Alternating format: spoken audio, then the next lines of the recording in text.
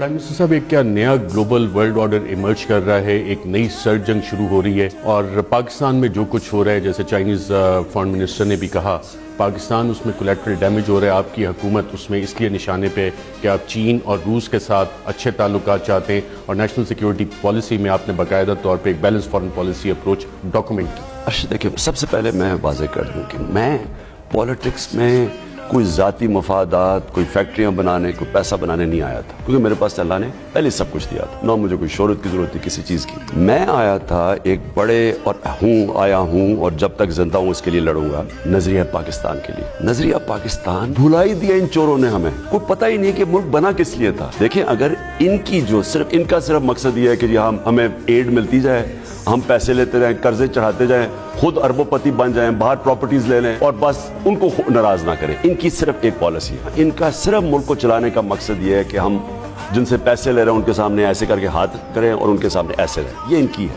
इनको कोई फिक्र नहीं है कि वजह क्या थी पाकिस्तान बनाने की। देखिए, इल्हामा इकबाल, उसका इतना जीनियस की जो सोच थी जिसकी वजह से हिंदुस्तान में मुसलमानों ने पाकिस्तान के लिए वोट डाली, क्योंकि उन्होंने ख्वाब था कि हम एक ऐसा मुल्क बनाएंगे जो मिसाल बन जाएगा मुसलमान दुनिया में। खुददार मुल्क, जिधर अदल और इंसाफ होगा, जिधर इंसानियत होगी, फलाई रियासत होगी, मेरिट होगा, ये सारी मदीना की रियासत, हकूक होंगे लोगों के, प्रोटेक्शन होगी। सबसे बड़ी बात कि खुददार मुल्क होगा। इन्होंने, इन डाकुओं ने हमें जलील किया दुनिया में। वॉर ऑन टेरर में कभी बाहर पाकिस्तानियों से पूछे जो जिल्लत उठानी पड़ी, पकड़ के पाकिस्तानियों को जेल में डाल दिया जाता था। मैसेडोनिया में 6 पाकिस्तानियों को कत्ल कर दिया, काजी दहशतगर्द है, बाद में पता चला बेचारे स्टूडेंट्स थे। सारी दुनिया में लावारिस कर दिया हमें, जंग में भी शिरकत की, गालियां भी खाई, बुरा भला भी कहा गया, मुल्क की भी तबाही, कबायली इलाके के लोगों को जो हमने उनसे किया, अल्लाह ही हमें माफ करे कि हमें जो जिस तरह उन्होंने मुश्किलें उठाई सिर्फ एड के लिए, अमेरिका के खुश करने के लिए। मैं कभी किसी, वाज़ेह कर दूं, किसी मुल्क के खिलाफ नहीं, कोई नहीं, क्योंकि मैं तो दुनिया जानता हूं ना, मैं तो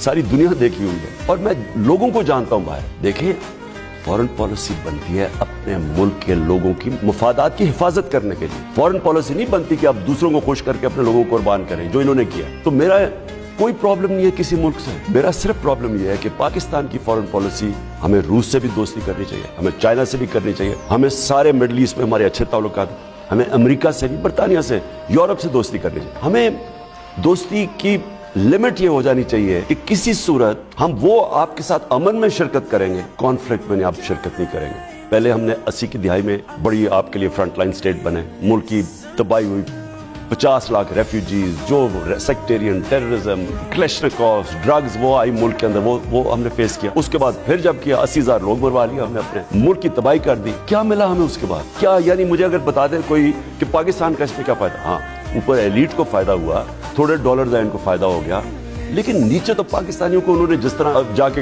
हर इमिग्रेशन के ऊपर बेचारे फंस जाते थे, अलग लाइनों में खड़े कर देते थे, हमें जलील किया गया। तो मैं सिर्फ ये कह रहा हूं कि मेरी फॉरेन पॉलिसी में पाकिस्तानियों के राइट्स, उनके हकूक, उनकी इज्जत पहले आएगी और इसी तरह हरे पासपोर्ट की इज्जत होगी। और आज अरशद, आप पाकिस्तानी जो बाहर है उनसे पूछ लें, मुझे ये बताएं कि 3.5 साल में मैंने अपने लोगों की इज्जत करवाई है? आप कुछ कोई पोल करवा लें।